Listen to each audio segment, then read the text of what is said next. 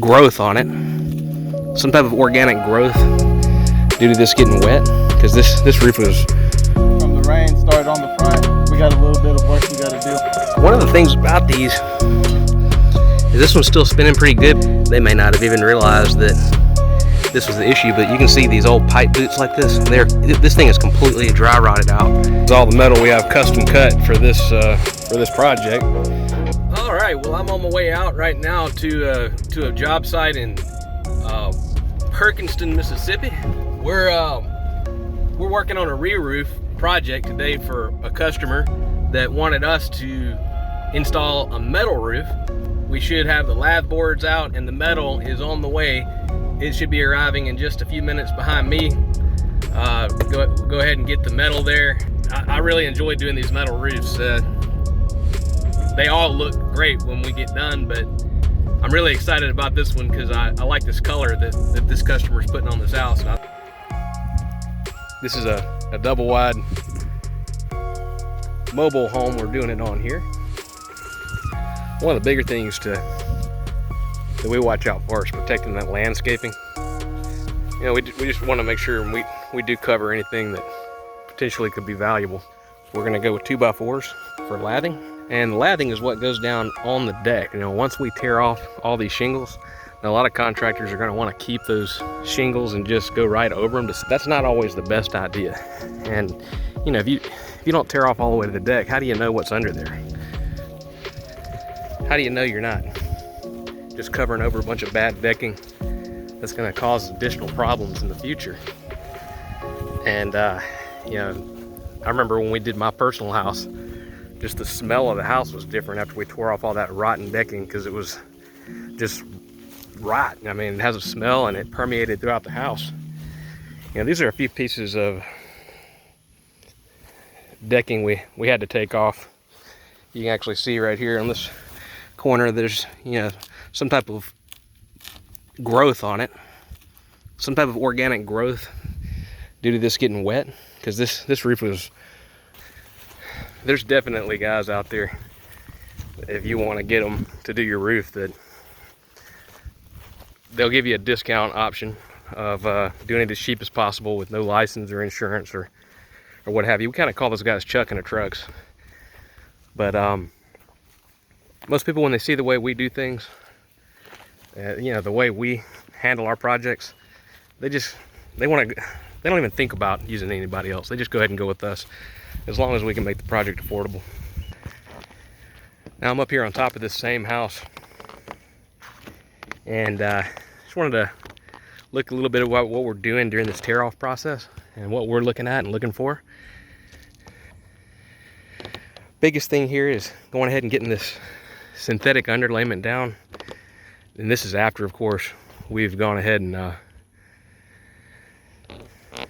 inspected that deck and replaced any pieces that might need to be replaced.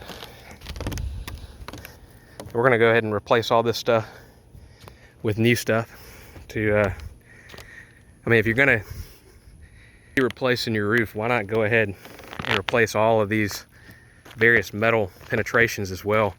Why leave that stuff?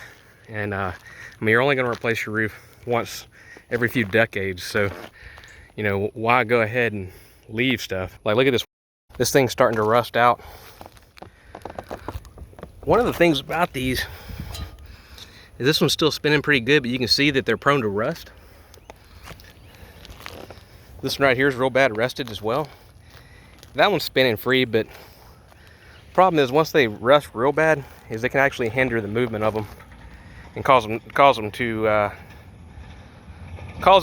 quit moving like they should. Now over here, let's take a look at this. Here's I'm sure one of the major places they had water coming in this house, and they may not have even realized that this was the issue, but you can see these old pipe boots like this. This thing is completely dry rotted out, and water is just pouring down into that house. So you know, definitely time on this roof, and I'm real glad to here to do this project for them, and just want to give you guys a little insights into what we do every day.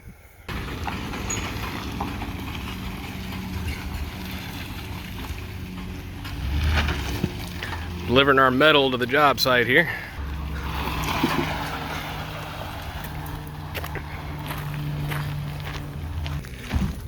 This is all the metal we have custom cut for this project. When it comes from the metal supplier, it's already cut to the right length to go in the house. That way we don't have to do very many field cuts out here. This is your ridge cap.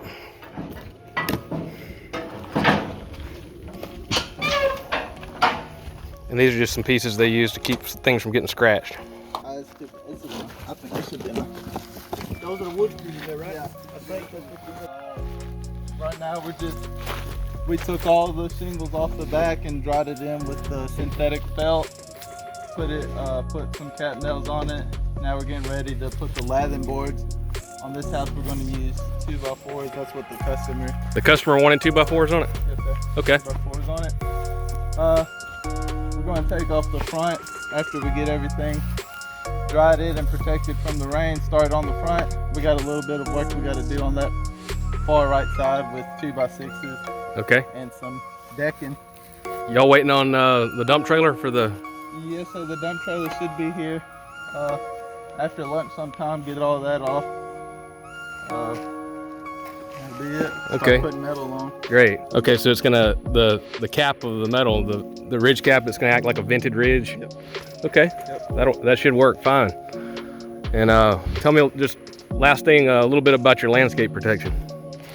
We got some tarps over some of the shrubbery. I know he was worried about this, and on the back he has like a porch with a grill and stuff. We also covered up. Okay.